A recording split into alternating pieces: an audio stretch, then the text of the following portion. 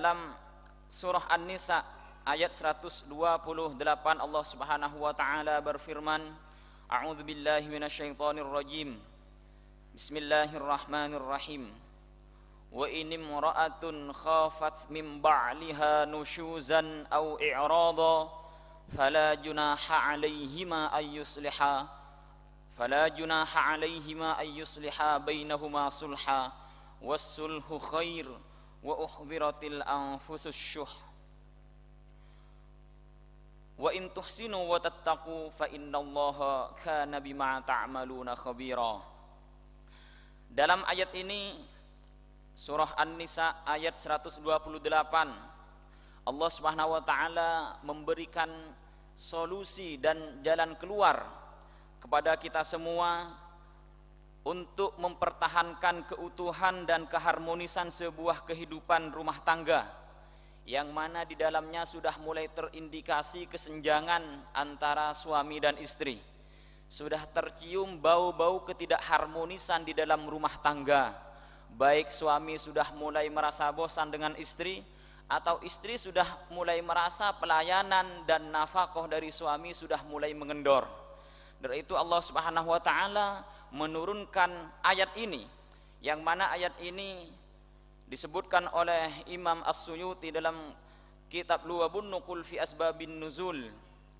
Sebab-sebab turunnya ayat ini, para perawi hadis berbeda pendapat.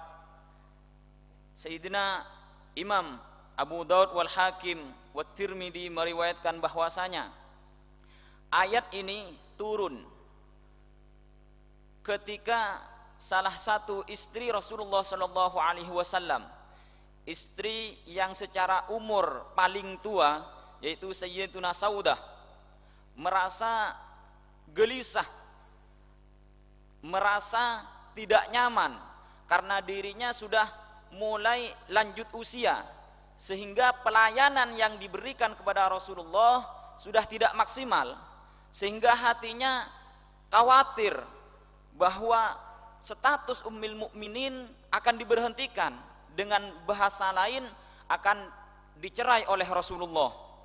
Disampaikan di Sayyidatuna Aisyah qalat faraqqat, ini dari hadis sebelumnya, faraqqat saudatu ayyufariqaha Rasulullah sallallahu alaihi wasallam hina asannat faqalat yaumi li Aisyah fa anzalallahu ta'ala wa in imra'atun khafat ila akhiril ayah. Jadi ketika Sayyidatuna Saudah merasa bahwa dirinya khawatir akan dicerai oleh Rasulullah sallallahu alaihi wasallam ketika beliau sudah memasuki usia tua, usia lanjut, maka beliau mengatakan, Sayyidatuna Saudah mengatakan, yaumi li Aisyah, giliran saya, giliran Rasulullah sallallahu alaihi wasallam menghampiri saya, nginap di rumah saya, akan saya berikan kepada Sayyidatuna Aisyah.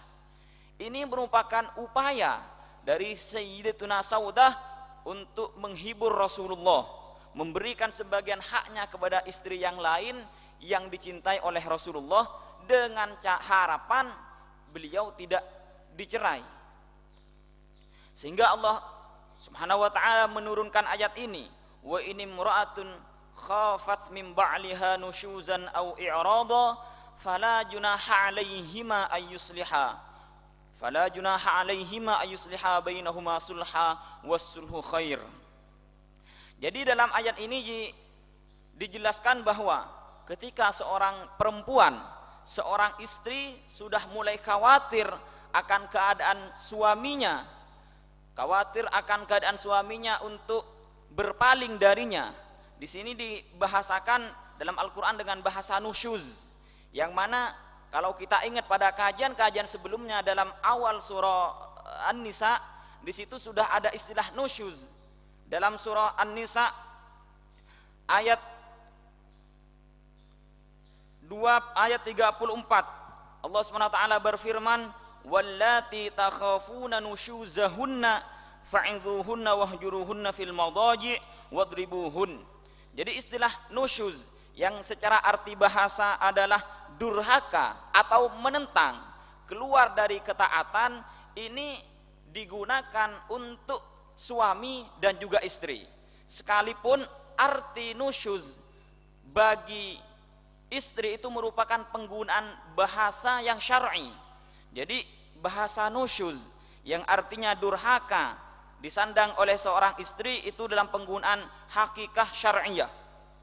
Seperti apa tanda-tanda nusyuz, tidak taatnya seorang istri kepada suami, dengan cara sudah ada tanda-tanda dibaca oleh suami, istri sudah mulai tidak taat.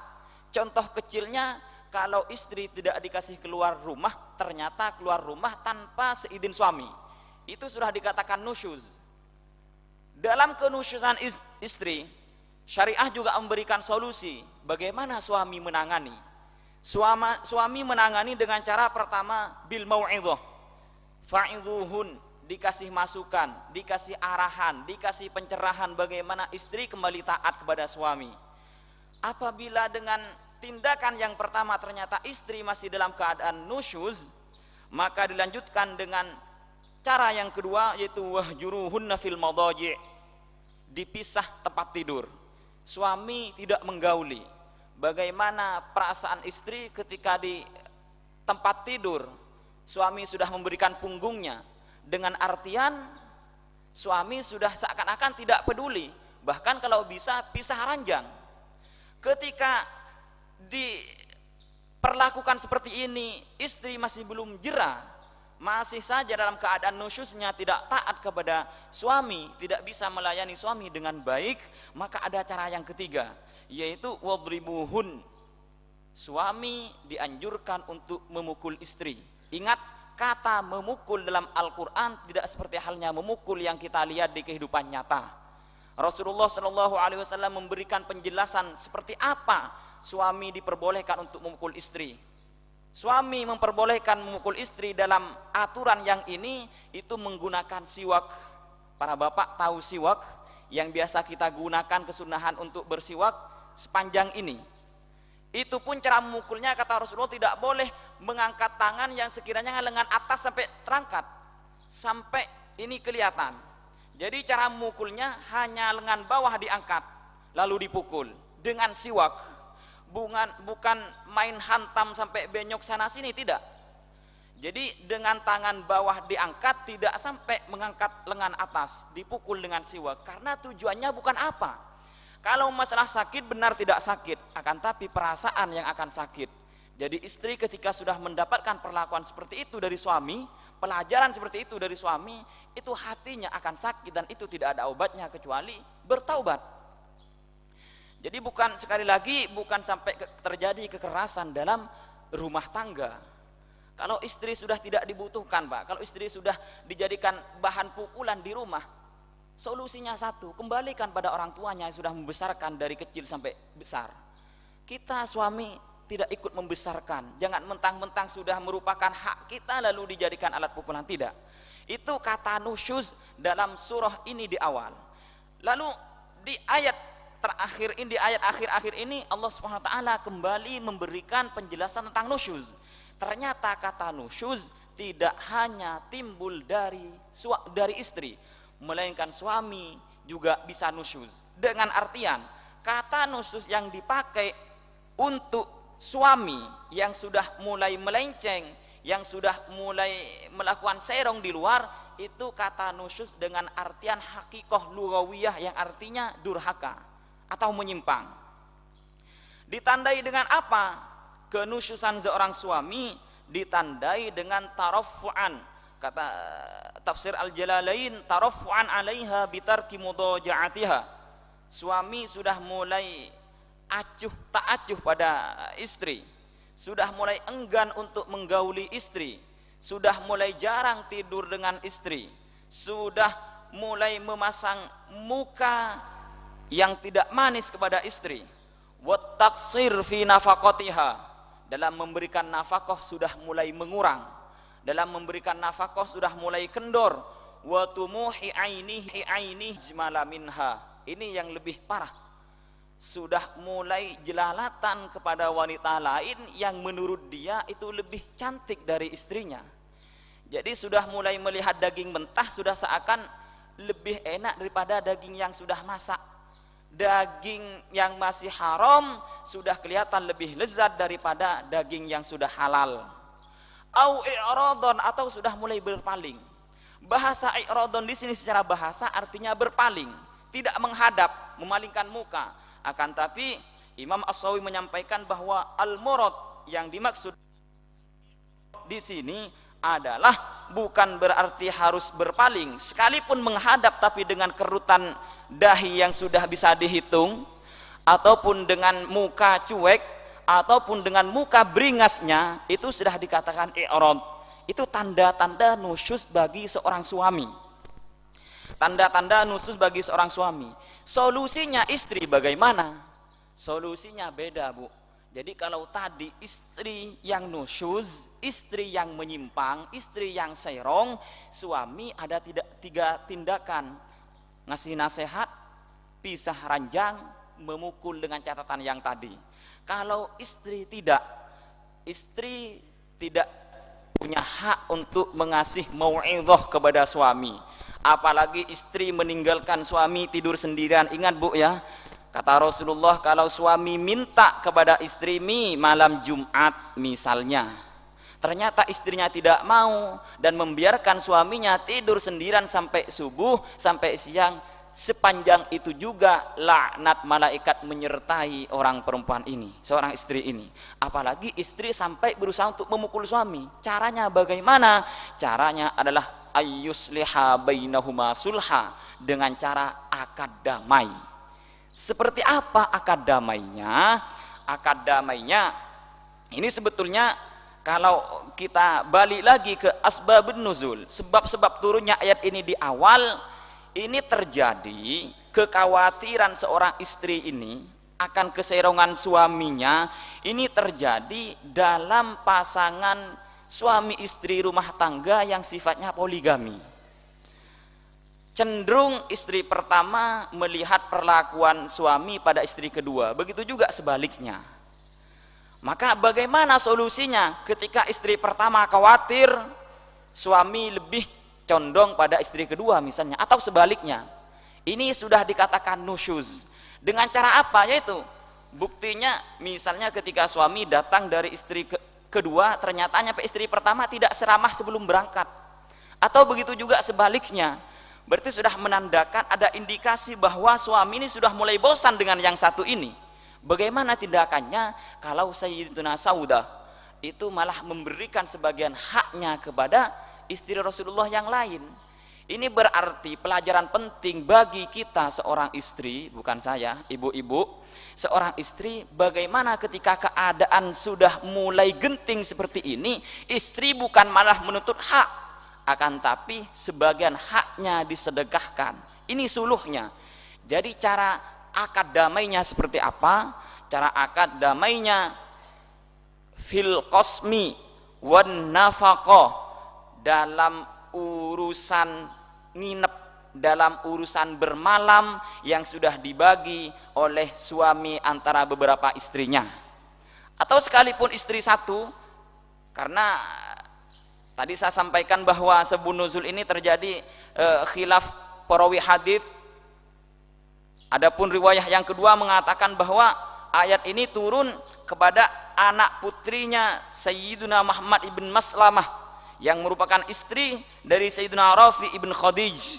Ternyata Sayyiduna Rafi ibn Khadij sudah mulai tidak senang terhadap sebagian tingkah laku yang dimiliki oleh anak ceweknya Muhammad ibn Maslamah. Imma kibaron au ghairahu, bisa disebabkan karena si perempuan ini sudah mulai lanjut usia, atau karena sebab-sebab yang lain, kata ulama di sini. Fa arada talaqaha, kemudian Sayyiduna Rafi ibn Khadij berkeinginan untuk mentalak anak ini. Ternyata apa tindakan ini? Lagi-lagi bukan nuntut hak, akan tapi faqalat la tutalliqni, ini mengatakan seorang istri ini, jangan sampai engkau mentalak saya, menceraikan saya. Bagaimana? Saya rela yuqsim lima badalaka, saya rela menerima nafkah sekedarnya saja. Apa yang bisa kamu berikan, sekalipun tidak sesuai dengan kebutuhan saya ikhlas, asalkan saya tidak cerai. Ini bentuk suluhnya.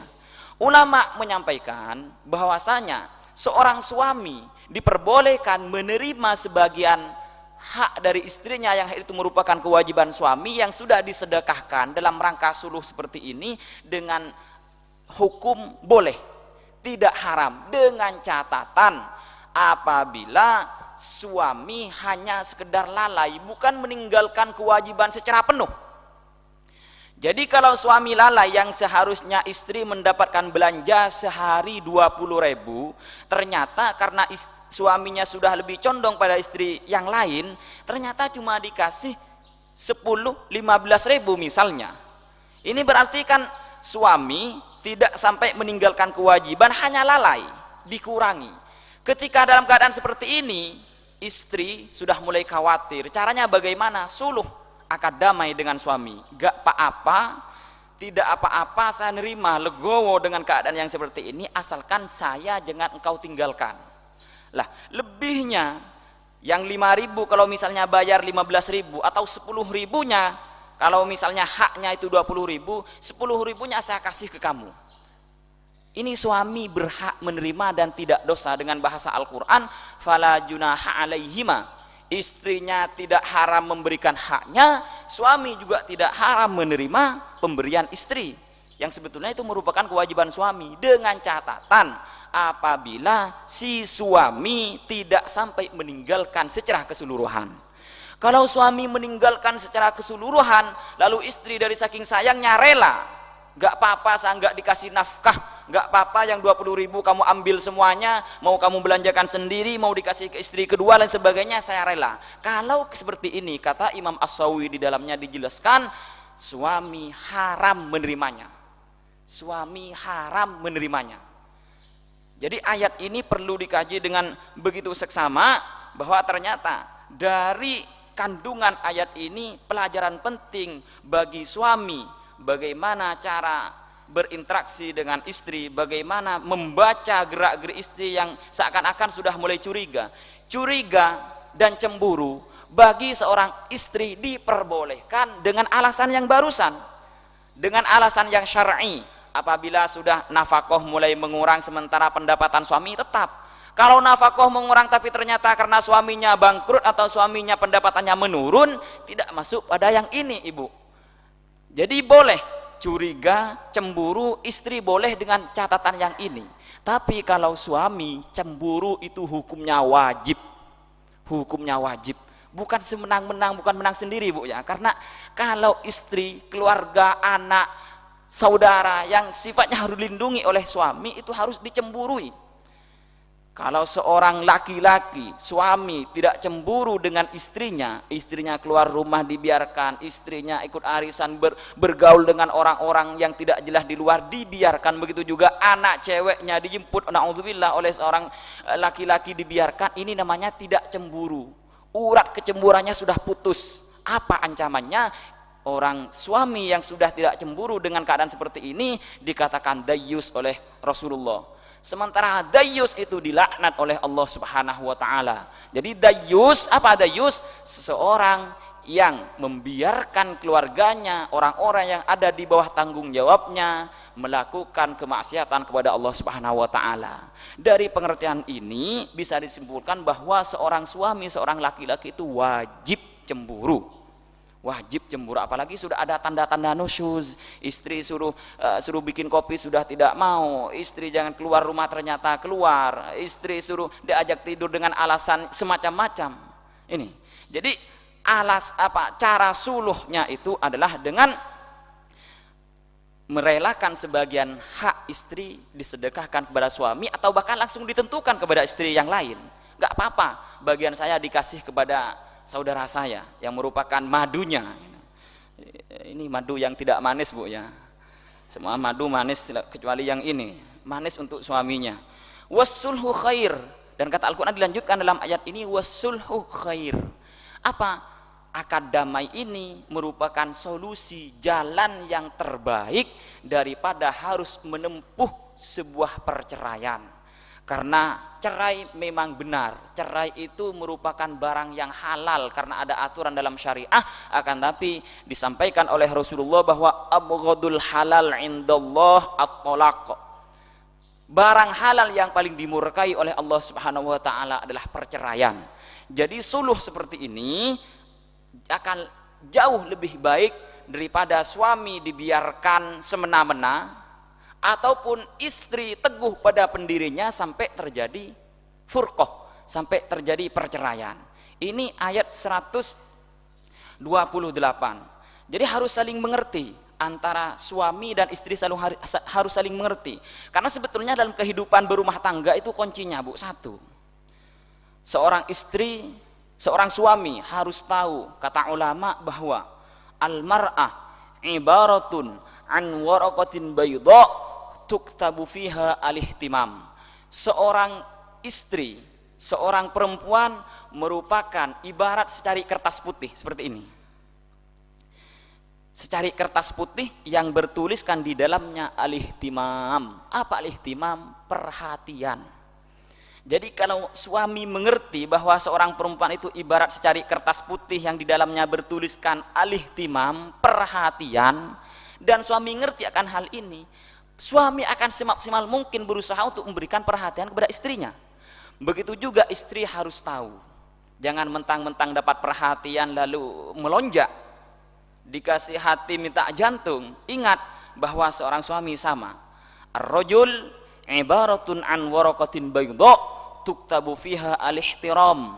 Jadi kalau seorang laki-laki ibarat secari kertas yang di dalamnya bertuliskan al-ihtiram. Kalau perempuan, Pak, al-ihtimam. Jadi perlu perhatian. Kalau laki-laki, Bu, al-ihtiram. Apa? Penghormatan. Jadi seorang ibu, seorang istri kalau ngerti bahwa suami itu harus dimuliakan dan dihargai, seperti apapun usaha, seperti apapun pendapatan suami, itu harus dihargai. Kalau ibu tahu ada seorang suami yang pulang kerja, berangkat pagi, pulang malam, dapatnya berapa? 15.000. Kebutuhan di keluarga tidak kurang dari 100.000 ke atas. Suaminya datang ke rumah dalam keadaan pucat, kecewa, takut kena tilang polisi rumah tangga, Bu, ya. Takut kena tilang. Akhirnya nyampe ke rumah dengan muka ditekuk. Kenapa, Mas? Kenapa, Abi? Innalillahi ummi. Kenapa innalillahi? Abi kecelakaan? Tidak. Hanya pendapatan hari ini cukup, hanya Allah memberikan 15.000. Istri yang baik seperti apa? Oh, alhamdulillah, ini sudah merupakan pemberian yang cukup banyak dari Allah Subhanahu wa taala. Ini bisa dibelanjakan 1 tahun, Abi. Gimana Umi bisa dibelanjakan 1 tahun? Akhirnya istrinya keluar, pamit keluar, pulangnya dapat apa, Ibu? Dapat kalender 1 tahun. Jadi tiap hari bisa kita contreng bersama, Abi. 15.000 bisa dibelanjakan 1 tahun penuh. Betapa suami seneng, Bu, ya. Kalau istrinya bisa membelanjakan seperti itu, 15.000 dapat 1 tahun. Jadi ini keharmonisan dalam sebuah kehidupan rumah tangga. Ketika sudah mulai retak, ada kesenjangan sosial, bukan istri malah semakin menuntut, bikin genting suasana, bikin runyam suasana, tidak.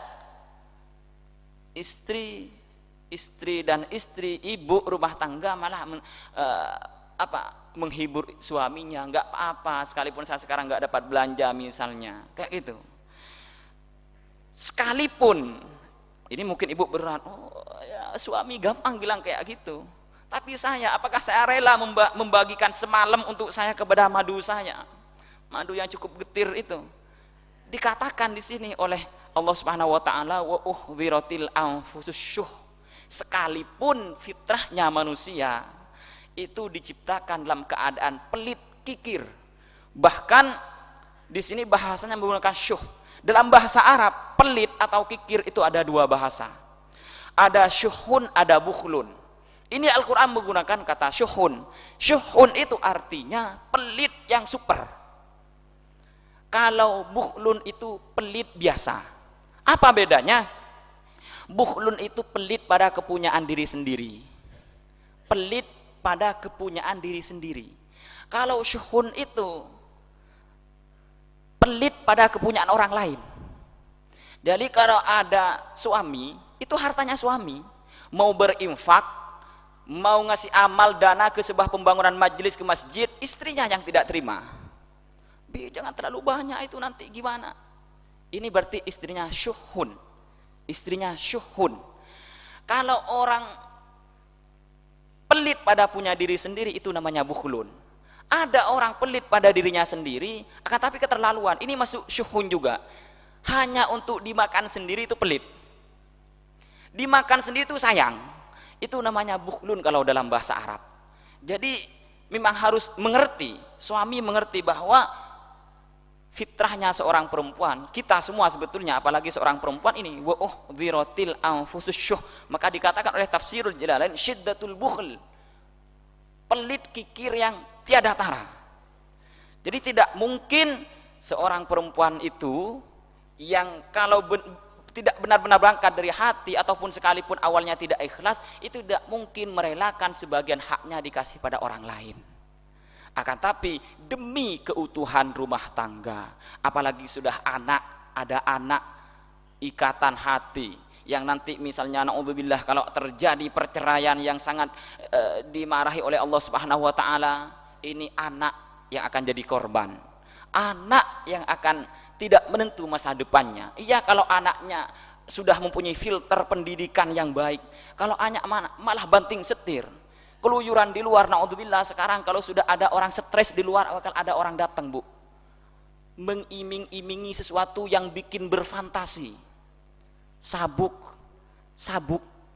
bubuk yang sudah ketika dikonsumsi bikin orang ketagihan, bikin semua melayang. Ini yang diiming-imingi. Jadi orang pengedar seperti ini mencari orang yang kehidupan di keluarganya itu sudah retak, kehidupan sosialnya sudah mulai amburadul. Ini awalnya gratis, tapi ketika dia sudah mulai ada tuntutan wajib, bimakna apa? Kecanduan, ini sudah mulai diporotin mahal. Makanya jaga keharmonisan rumah tangga dan masa depan anak, jangan sampai terjadi hal seperti ini. Ini satu ayat, dan mungkin ayat selanjutnya akan disampaikan oleh para asatidz di pertemuan-pertemuan selanjutnya. Akhiran, semoga ini menjadi motivasi bagi diri saya sendiri al-fakir yang sampai sekarang masih belum punya tanggung jawab yang seperti ini sebetulnya, dan menjadi ilmu yang bermanfaat bagi semuanya. Akhiran, ihdinas siratal mustaqim, wallahu subhanahu wa ta'ala a'lam. Assalamualaikum warahmatullahi wabarakatuh.